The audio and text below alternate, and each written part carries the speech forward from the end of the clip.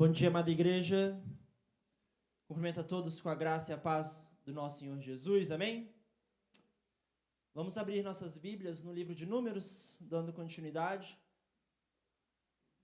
às nossas mensagens no Pentateuco. Antes de mais nada, eu gostaria de parabenizar todos os pais presentes, que Deus abençoe a vida de vocês e que hoje seja um dia especial para comemorar com a família e lembrar esse papel tão importante que Deus te deu, que é ser pai, é cuidar de um filho, uma filha, ou trocar o microfone? Trocar aqui rapidinho. Que Deus possa abençoá-lo, tá bom? Então, feliz Dia dos Pais a todos os pais aqui presentes.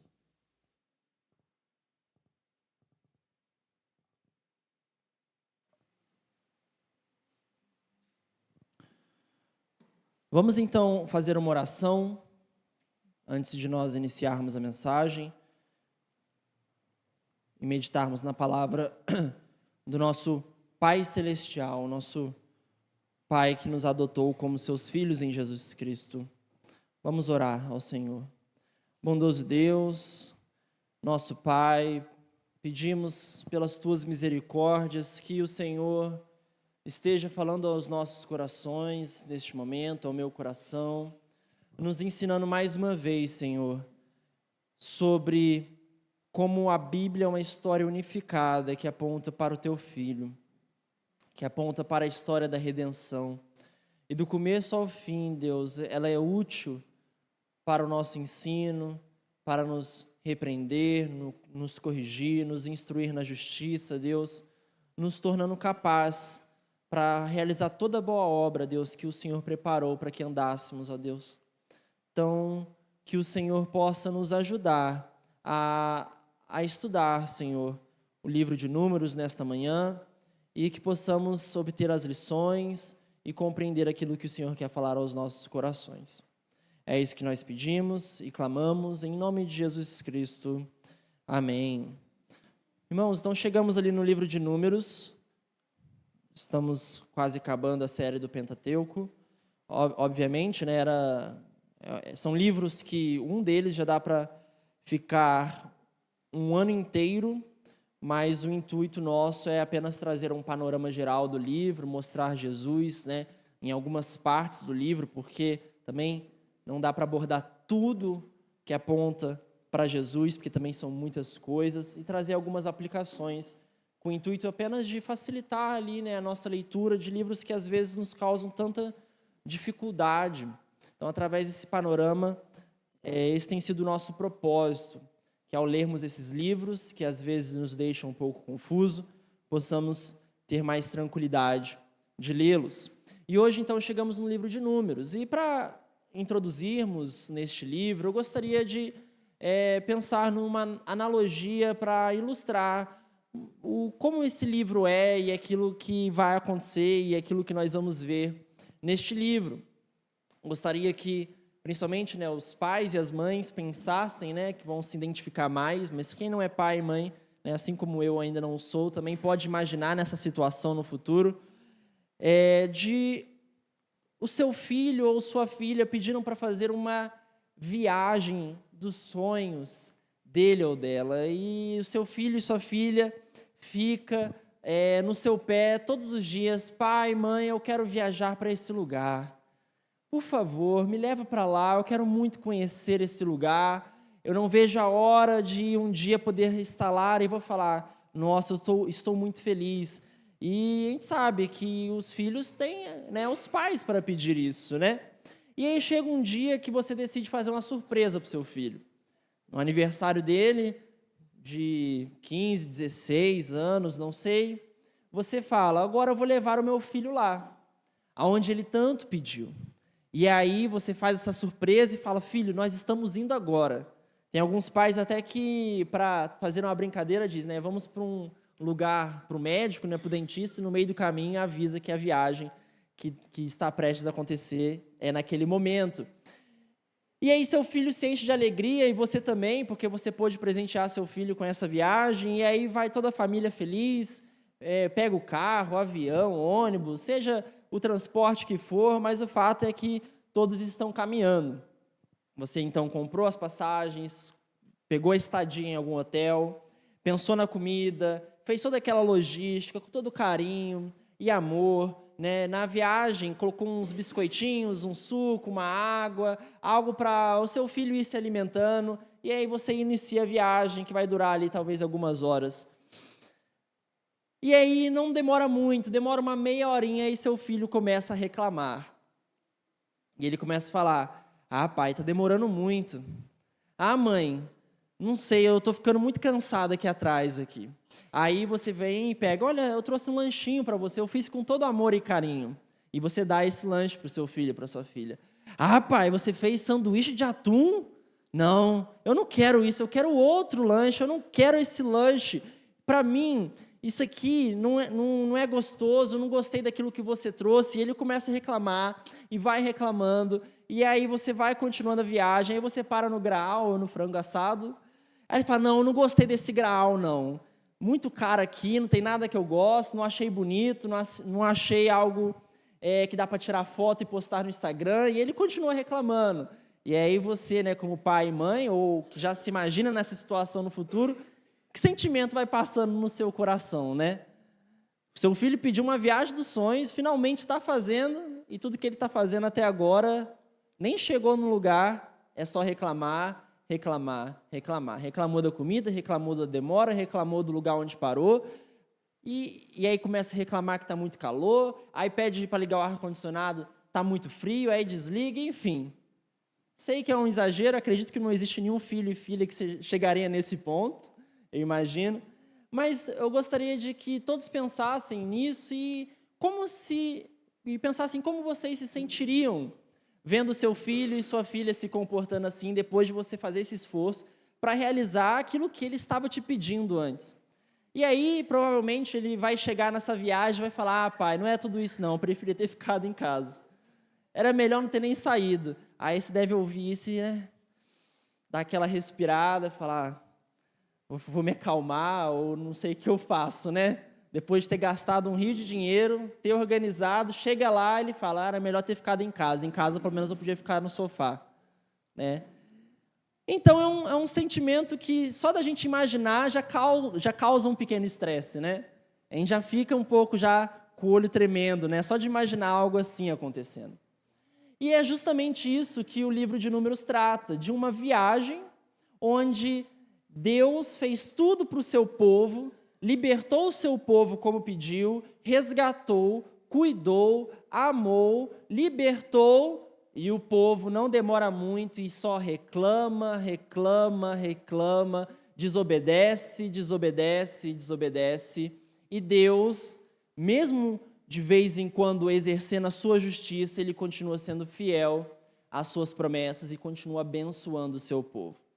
É sobre isso que se trata o livro de Números. Uma viagem onde Deus liberta o seu povo e o seu povo só reclama, reclama e reclama.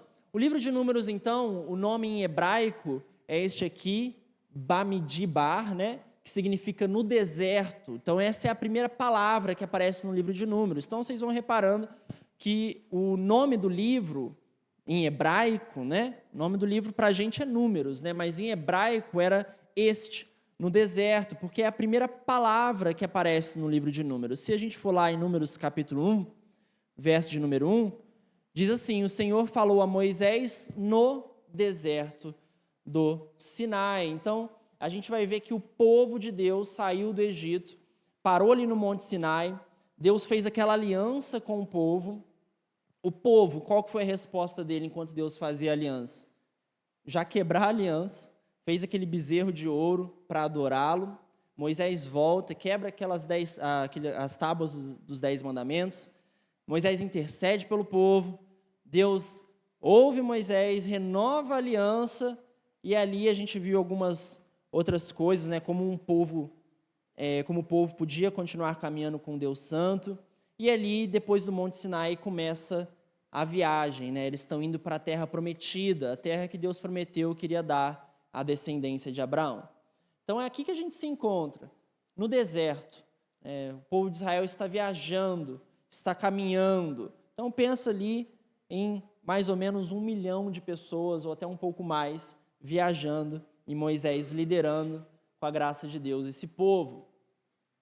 E ali o tema principal é que há um contraste no livro da rebeldia do povo, como vocês podem ver ali, e da fidelidade de Deus. É um povo rebelde que reclama, mas Deus continua fiel. Vamos ver então um panorama geral do livro e tentar entender como funciona? Pode passar mais um, Juan?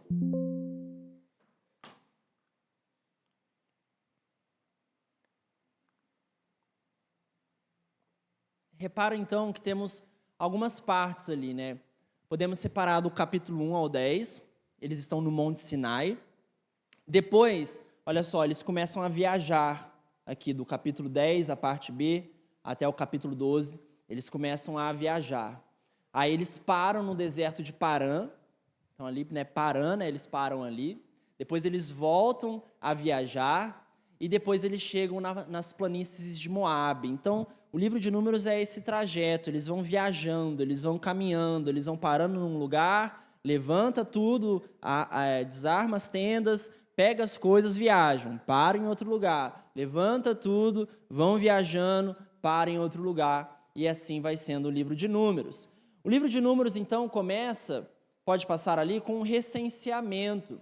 Recenseamento é o censo, né? Eles fazem a contagem do povo, até por isso que o nosso livro, né, no português, né, o livro de Números em português, tem esse nome, Números, pois fazem uma contagem daquela geração que havia saído do Egito e que estava caminhando para a Terra Prometida. E ali eles fazem, então, essa contagem de quantas pessoas tem, de cada tribo, e é ali que muitas vezes as pessoas acabam abandonando o livro de Números, né? Pois é da tribo de Judá, filho de não sei quem, filho de não sei quem, aí vai indo, faz todo um registro ali sobre as pessoas e a quantidade das pessoas que estavam viajando.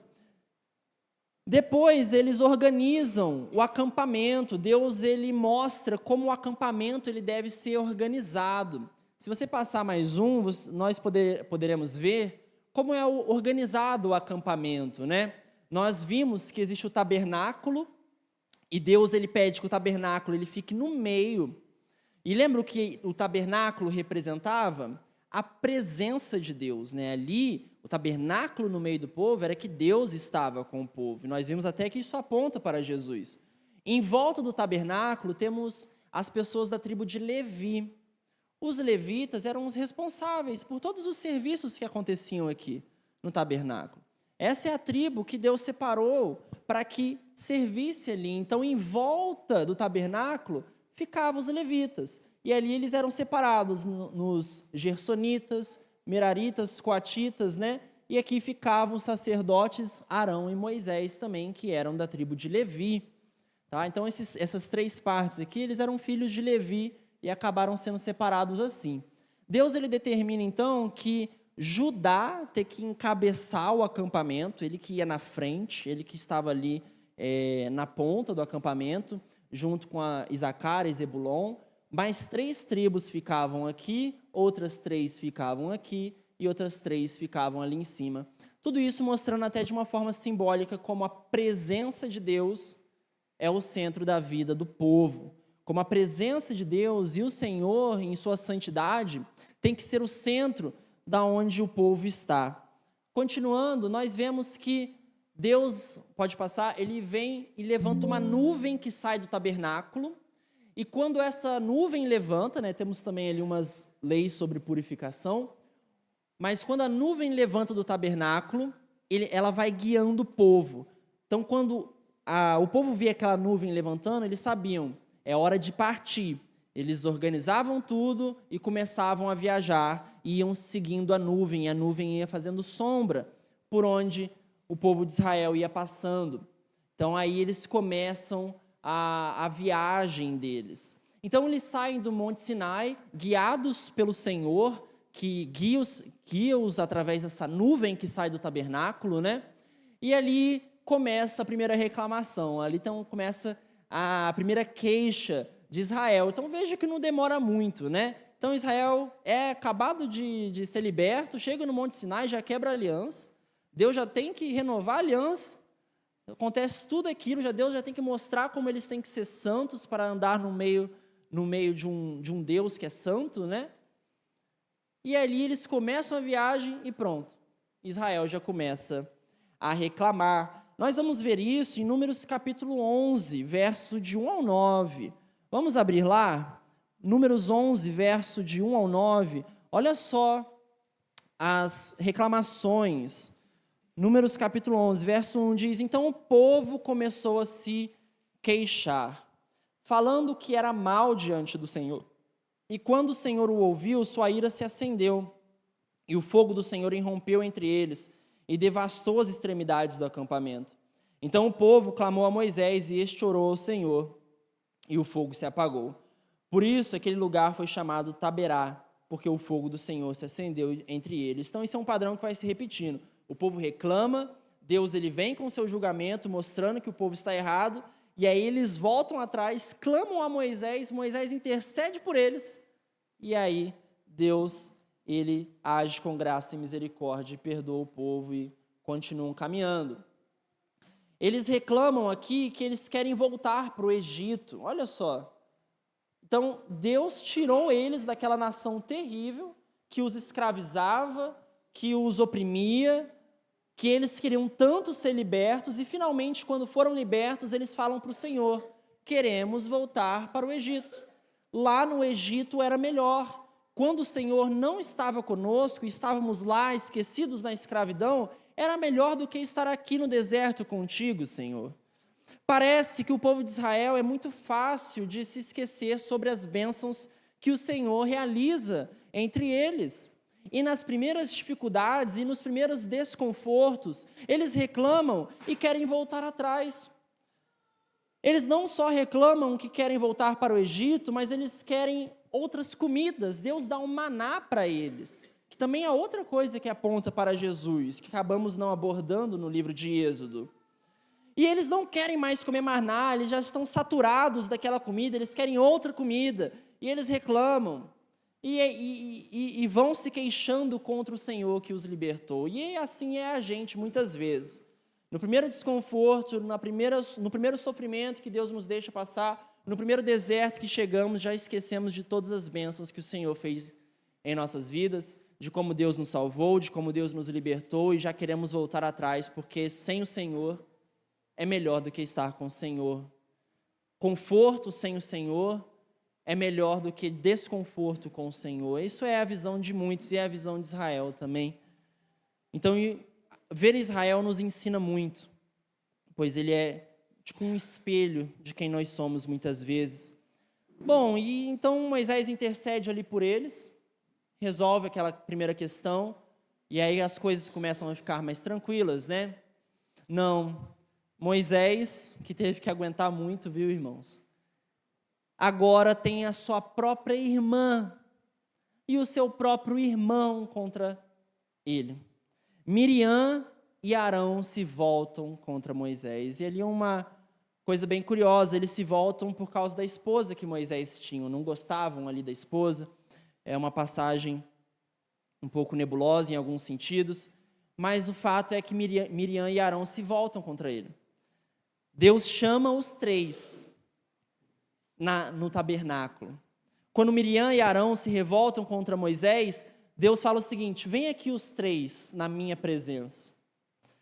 E ali Deus defende Moisés. Miriam fica com lepra e tem que ficar fora do acampamento durante 1 ou 2 semanas, e eles tinham parado, né? Eles não podiam mais viajar enquanto Miriam não pudesse voltar ao acampamento. E Deus ali então defende Moisés e mostra que Moisés é a pessoa que Deus escolheu para liderar o povo. Mesmo que o povo reclame, mesmo que as pessoas queiram tirar ele dali, mesmo que Miriam e Arão se voltem contra ele, Moisés é a pessoa escolhida por Deus para levar o povo até a terra prometida, né?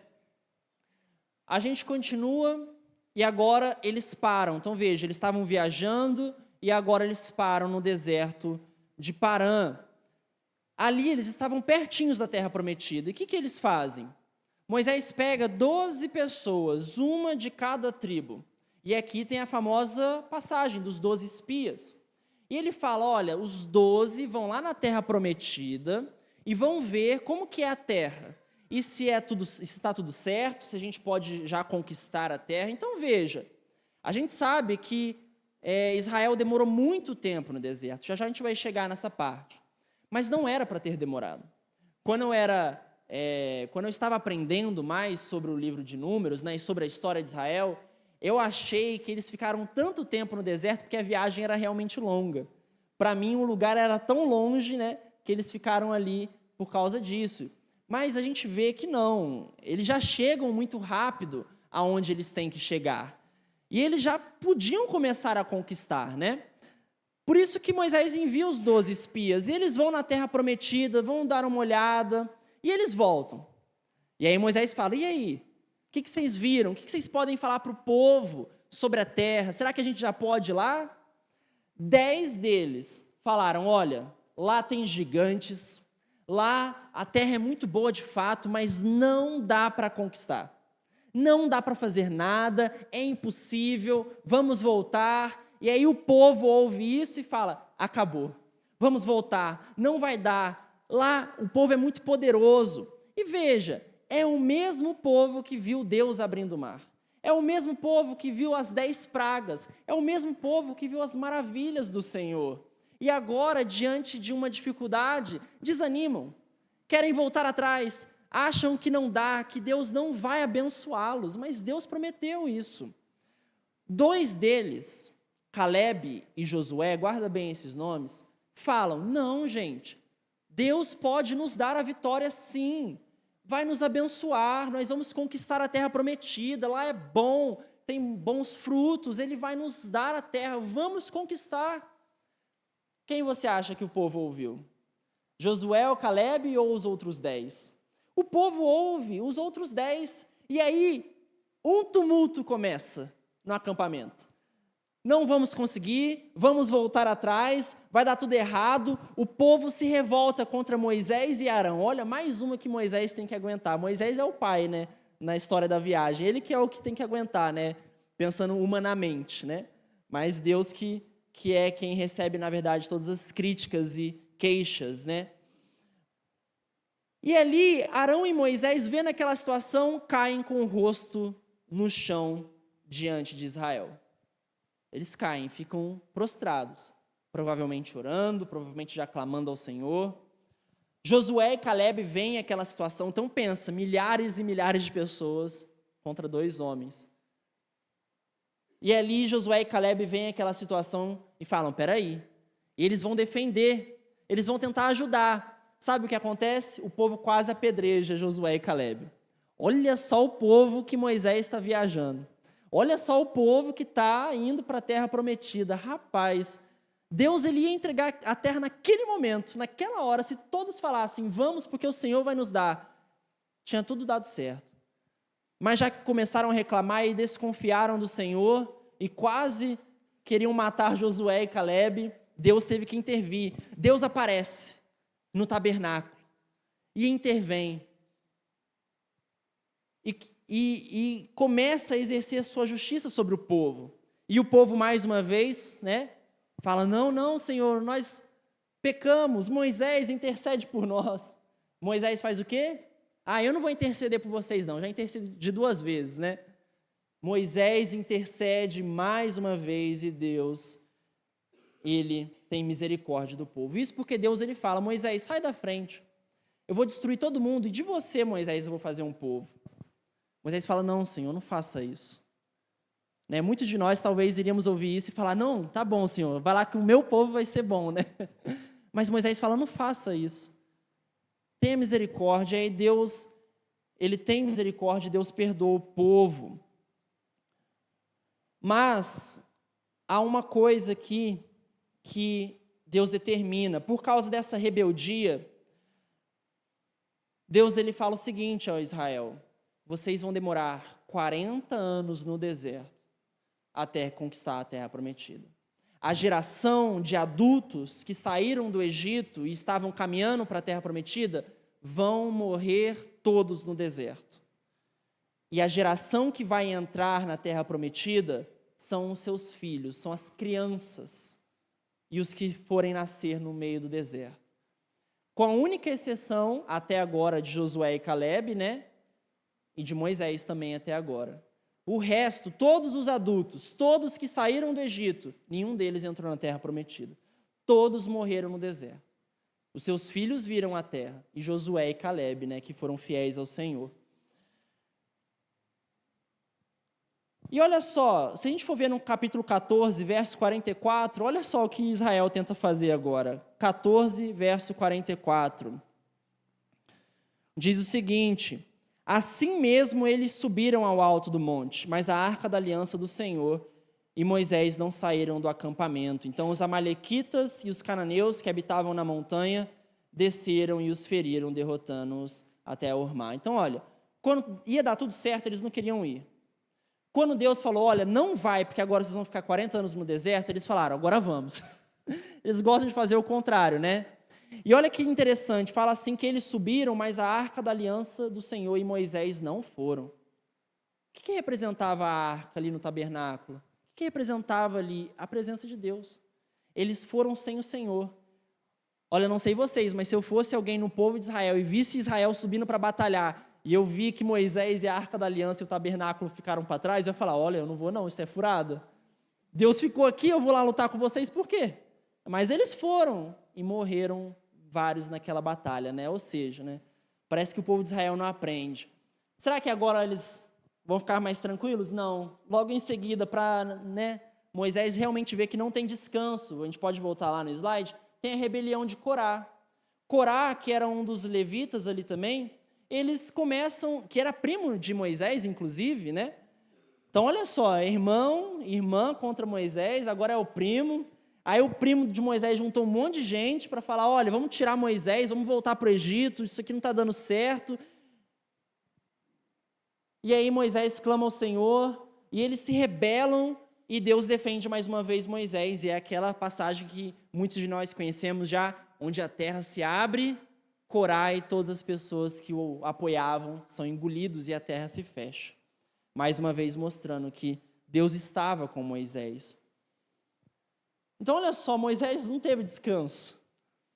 E agora chega uma parte muito triste, porque aí eles saem do deserto de Parã e começam a viajar de novo. E aí chega uma parte que me deixa muito triste, que é as águas de Meribá. Em Êxodo capítulo 17, o povo sentiu sede, e Deus falou, Moisés, bate naquela pedra. Bate naquela pedra. Moisés bateu, saiu água. O povo bebeu. Agora, em Números, capítulo 20, Deus vai falar, Moisés, fala com aquela pedra. Fala, não bate. O que Moisés fez? Bateu. Não só bateu, como desonrou a Deus. Olha só, Números 20, do 7 ao 13. Números 20, do 7 ao 13. Diz o seguinte, e o Senhor disse a Moisés, pega a vara e reúne a comunidade, tu e teu irmão Arão, falareis a rocha diante do povo, para que ela dê suas águas. Então era para Moisés chegar e falar, rocha, dê água, e a água ia fluir. Tirarás a água da rocha e darás de beber à comunidade e aos seus animais.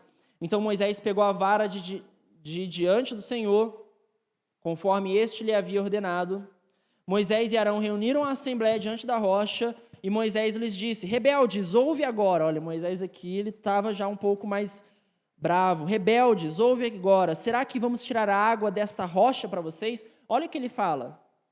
Ele tá falando como se ele fosse tirar a água. Ele chegou num ponto em que ele está agora pegando aquilo que Deus fazia pelo povo e colocando para si. Será que eu vou tirar água para vocês, povo, agora? Aí ele pega, verso de número 11. Então Moisés ergueu o braço, bateu na rocha 2 vezes com a vara. E saiu muita água, e a comunidade e os seus animais beberam. E o Senhor disse a Moisés e Arão, não fareis essa comunidade entrar na terra que lhes dei. E agora que eu fico muito triste vendo essa passagem. Porque, olha só o que ele diz, porque não acreditastes em mim, não santificando-me diante dos israelitas. Essas são as águas de Meribá, pois ali os israelitas confrontaram o Senhor, que nele se mostrou santo. O povo não ia mais entrar, né? O povo que saiu do Egito, adulto. Moisés também não ia mais entrar na terra prometida agora. E é uma passagem que, quando eu fui meditando, me deixou muito triste, porque a gente vai vendo a trajetória de Moisés. A gente vai vendo como Moisés ama o povo, como Moisés, na verdade, era o homem mais paciente e manso que havia naquela terra. E ele cuida, intercede, e ele, mesmo ouvindo as reclamações, mesmo com as rebeliões, ele não desiste, ele continua. E aí chega esse momento que ele estava errado e desonrou a Deus. Deus fala: olha, você não vai entrar mais na terra prometida. Então mostra que até Moisés, o homem mais santo entre eles, também era pecador e podia errar e falhar e desonrar a Deus. Nós continuamos, e aí o que acontece depois? Adivinha? Adivinha o que o povo fez mais uma vez? Dou R$1.000, não, brincadeira. Para quem acertar, né? Eu acho que vocês vão acertar. O povo reclamou. Mais reclamação, mais uma vez. Eles começam a reclamar da comida, a falar que querem voltar para o Egito, mais uma vez. Deus manda serpentes e começa a morder o povo, serpentes venenosas, e o povo começa a morrer. E aí o povo fala: Moisés, clama ao Senhor, porque nós pecamos, nós erramos. E Moisés faz o quê? Clama ao Senhor mais uma vez. O Senhor diz: levanta uma serpente de bronze, e todos que olharem para essa serpente serão curados. E assim Moisés faz, e todo mundo que olhava para a serpente, que foi mordido pelas cobras, eram curados. Então veja, Deus exerce o seu juízo, mas Deus continua sendo gracioso e misericordioso. Chegamos então, olha só, termina mais uma viagem, eles chegam nas planícies de Moabe. E aqui, algo muito interessante acontece, o foco sai ali do meio do povo e vai para um lugar um pouco mais distante, onde um rei chamado Balaque contrata Balaão, aquele profeta com a jumenta que fala, né, para amaldiçoar Israel. Balaão tenta amaldiçoar Israel 3 vezes, as 3 vezes Deus transforma a maldição em bênção. Lembrando muito aquilo que ele disse em Gênesis 12 para Abraão, que ele abençoaria a descendência de Abraão. Balaão ainda profetiza sobre um rei ainda. Fala que iria vir um rei de Israel, lembrando muito Gênesis 49, que fala sobre um rei que viria de Judá. Então, olha só, enquanto o povo fazia o que lá embaixo? Porque isso aqui acontece numa parte mais alta, onde dava para ver todo o acampamento. Enquanto o povo reclamava, enquanto o povo desobedecia o Senhor, se rebelava, enquanto o povo queria voltar para o Egito, queixava-se contra Deus, não lembrava das bênçãos, enquanto tudo isso acontecia, Deus, sem Israel saber naquele momento, abençoava o povo lá de cima. Deus não se esquecia da sua fidelidade às suas promessas. E Deus, ao mesmo tempo que aquele povo rebelde fazia tudo aquilo, lá em cima Deus protegia, cuidava e transformava maldições em bênçãos para o povo, porque Ele não se esqueceu daquilo que prometeu a Abraão, daquilo que Ele prometeu ao povo de Israel. E aí, para terminar o livro, um outro recenseamento acontece, agora não da geração que saiu do Egito, mas dos filhos deles, que vão entrar na Terra Prometida. Então, eles contam mais uma vez. Acontece algumas vitórias, eles começam a vencer em alguns lugares na Terra Prometida, e algumas tribos até começam a se estabelecer na Terra. E assim vai acabando o livro de Números, com o povo preparado para conquistar a Terra, para continuar a conquistar a Terra e terminar essa missão. Então, o livro de Números, pode passar mais um, se a gente for resumir em algo, vai falar muito sobre isso, sobre a rebelião de um povo, no caso Israel, como que eles desobedecem o Senhor, como eles reclamam, como eles se queixam, e de como o Deus desse povo, que é o Eu Sou, continua sendo fiel às suas promessas.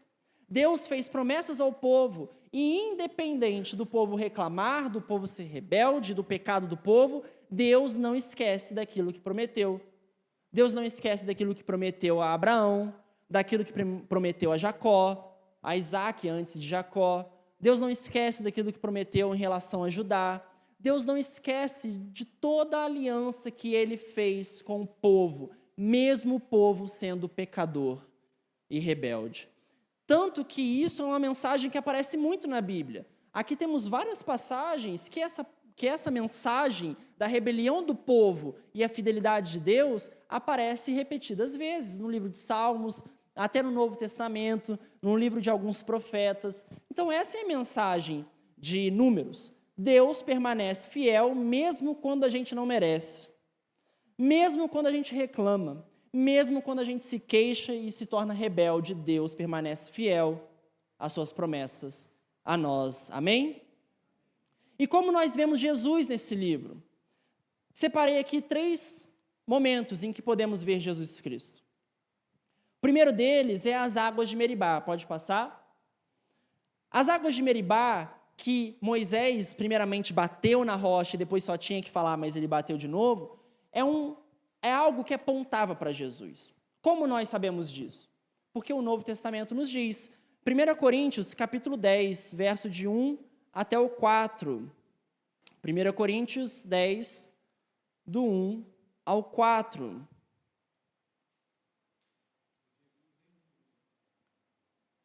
Perdão, irmãos. Jesus em números. Eu acabei esquecendo de mudar só aquela palavrinha. Obrigado, pastor. Então, 1 Coríntios 10, do 1 ao 4, diz: Pois, irmãos, não quero que ignoreis que nossos pais estiveram debaixo da nuvem e todos passaram pelo mar. Então, você lê essa passagem e fala, nossa, que estranho, pais debaixo da nuvem.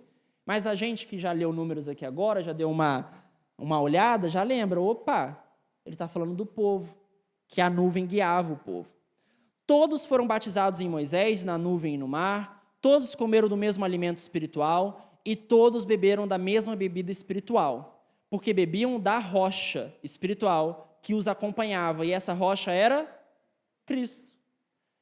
Deus acompanhou o povo e sustentou e matou a sede física do povo com a rocha, que foi ferida, e que, ao ser ferida, liberava essa água que sustentava o povo. A mesma coisa é Jesus Cristo, que, ao ser ferido, libera essa água que nos sustenta espiritualmente, que nos provê sustento espiritual em Jesus. Se o povo de Israel tinha a rocha que soltava essa água e matava a sede, nós temos Jesus, que é a rocha verdadeira, que, ao ser ferido, flui águas vivas em nossa direção e nos sacia, ao ponto de nunca mais termos sede, pois somos saciados em Jesus Cristo. Então veja que a rocha ferida, a rocha que soltava essa água e sustentava o povo, é algo que apontava para Jesus Cristo. Ele é a rocha verdadeira, Ele é as águas da vida, amém? Nós vemos isso também, não precisamos ler, mas em João 7, do 37 ao 38, Jesus vai nos mostrar como Ele era essa água também, que estava com o povo no deserto. Outra passagem que nós vamos ver é a serpente de bronze. Em João 3, 14 ao 15, vamos ler essa passagem, vai nos mostrar como aquela serpente representava Jesus Cristo. Veja, assim como Moisés levantou a serpente no deserto, também é necessário que o Filho do Homem seja levantado, para que todo aquele que nele crê tenha a vida eterna. Veja, ali no meio do povo, todo mundo que ia morrer, todo mundo que estava ferido, todo mundo que estava envenenado, olhava para a serpente de bronze e, por graça de Deus, era salvo, era curado. Agora, temos a verdadeira cura em Jesus Cristo, de modo que todos nós que olhamos para Jesus, que também foi levantado, mas não ali numa haste, no meio de um povo, do povo de Israel, mas numa cruz, todos nós que olhamos com fé para Ele, somos curados, somos libertos do nosso, não do veneno de alguma coisa que vai nos matar fisicamente, mas do pecado e da culpa que nos leva para o inferno. Então veja que uma serpente ali no meio do livro de Números representava Jesus e já apontava aquilo que Jesus iria ser, a pessoa que foi levantada e morta para que fôssemos salvos dos nossos pecados, para nos libertar das nossas queixas, das nossas rebeldias. Jesus Cristo é a cura verdadeira. E o livro de Números já apontava. E a última coisa que eu separei, porque apontava para Jesus, é uma profecia em Balaão.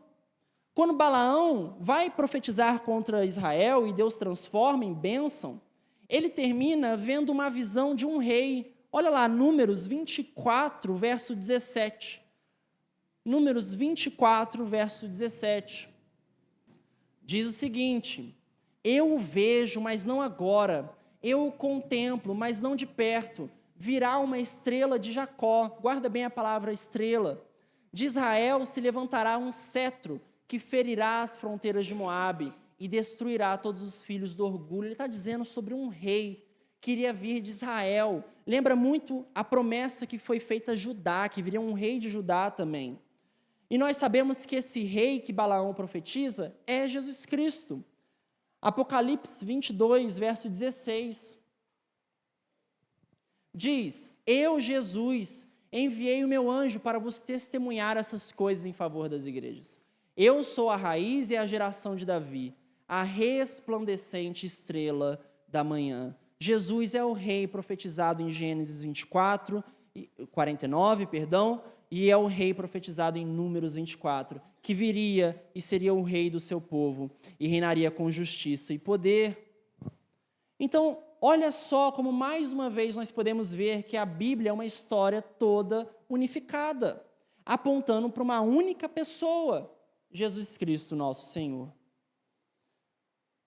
E essas passagens do Novo Testamento perdem muito em sentido se não lemos o Antigo Testamento, se não temos a peça, o quebra-cabeça montado por completo. E aí chegamos, para nós finalizarmos, as aplicações. O que nós podemos tirar de aplicação para nossas vidas deste livro de Números? Podemos ver, então, a fidelidade de Deus, meus irmãos. Nós somos iguais a Israel.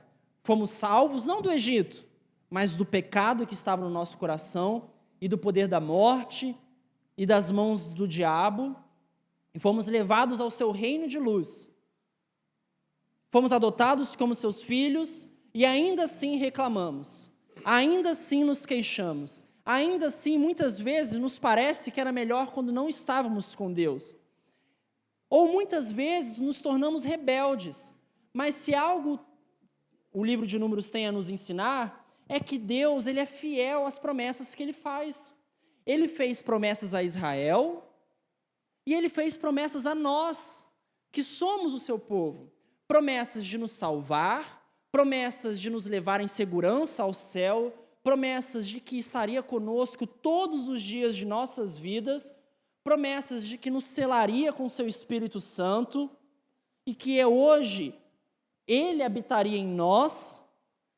E adivinha, por mais que eu e você tentemos, em nossos muitos e muitos pecados, nós não conseguimos fazer Deus deixar de nos amar.